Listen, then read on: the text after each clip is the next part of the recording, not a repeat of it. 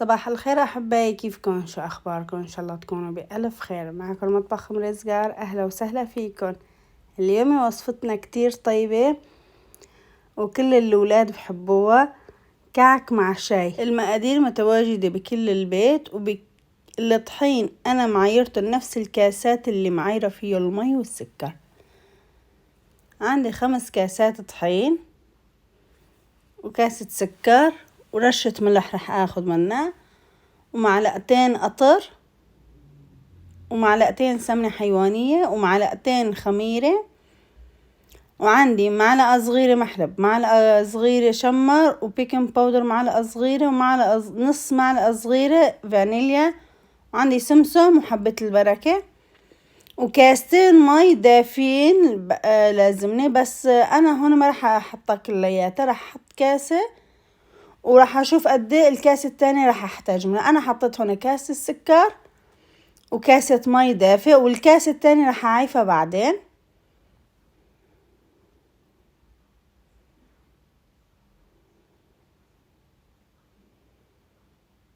وراح اضيف الخميرة، وراح احط المعلقتين القطر، راح احركهم كتير منيح حتى يتفاعل شوي الخميرة مع السكر.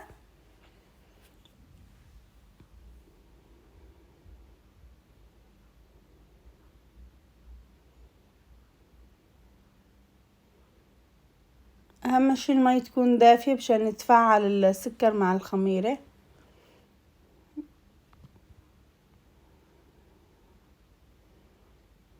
وهلا ضفت البهارات اللي ذكرتهم، وبيكنج باودر، الفانيليا والمحلب والشمر، راح احطهم بقلب المصفاي، ولا طحين كمان راح انخلهم مع بعضهم.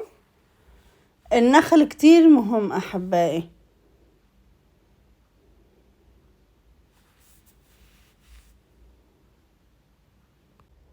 هلا راح رش رشة الملح، وراح احط المعلقتين سمنة،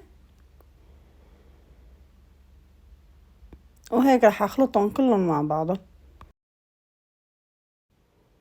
هلا راح احطهم بقلب العجانة و7 دقايق متواصل تكون عم تندعك بالعجانة.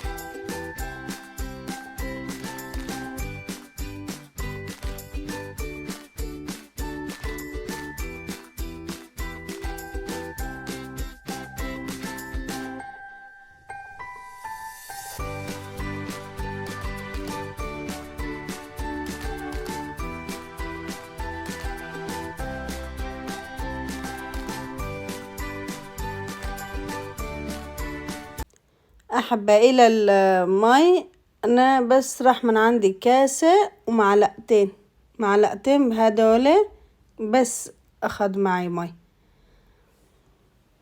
في ناس بيروح معهم كاسة ونص، في ناس بيروح معهم كاستين، في ناس بيروح معهم كاسة ومعلقتين 3 4، حسب العجينة وحسب النوع الطحين اللي عندك. شوفوا حبايبي، ملمسه كتير ناعم وما احلاه، كتير طلع حلو. اهم شيء انه المي والسوائل تحطروه تدريجيا، عشان يلا اذا حطيته مثلا كاسين ورا بعض بعود بده الطحينة زيادة وبعود المكونات والبهارات اللي بقلبها ما راح تعطيكم طعم الصحيحة، يعني ما راح تعطيكم هاي الطعمة. بس لا، المي حطوه تدريجيا لحتى العجينة يتماسك مع بعضه. بنعرف نشغل نص ساعة لترتاح، بعد نص ساعة بنشتغل فيها أحبائي. وهلا هون بعد ما ريحتها شغلت نص ساعة راح اشتغل فيها، راح اسويهم كلهم كرات صغيرة. وكمان انا هون على الجنب مجهزة السمسم وحبة البركة. وهلا هيك خلصتهم، خلصت اول صينية راح احطهم بقلب الفرن على درجة حرارة 200 من فوق من تحت. اول شي بشغلها وبعدين بشغل من فوق. وهي هلا هيك خلصتهم اول صينية وما دهنت الصينية ابدا، لا سمنة ولا زيت.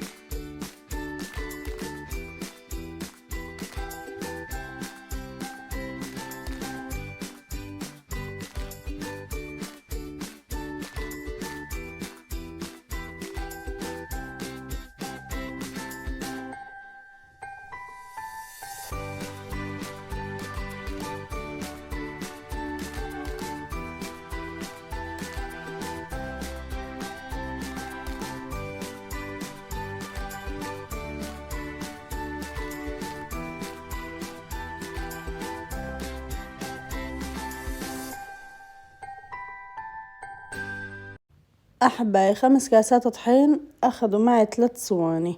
هون ابني ناطر الكعك، كتير بحبوا الأطفال على هيك الكعك الصبح مع كاس الشاي ومع كاس الحليب. هلا أحبائي ما خلص بعد لسه، أنا هون بعد ما بطلع من الفرن بدي أرجع أحطها مرة تانية كتنشيف بس. يعني هون أنا هو لساته سخن بعيفن شوي ليبردوا، بطالع الكعك كلياتها وبعدين بحطه بقلب الفرن.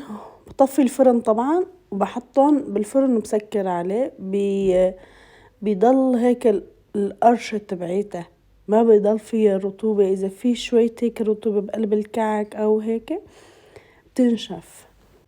ولهون بينتهي الفيديو تبعي أحبائي، بتمنى تنال إعجابكم. لا تنسوني باللايك وبالشير وسبسكرايب، تفعيل زر الجرس ليوصلكم كل شي جديد. بحبكم كتير وسلام.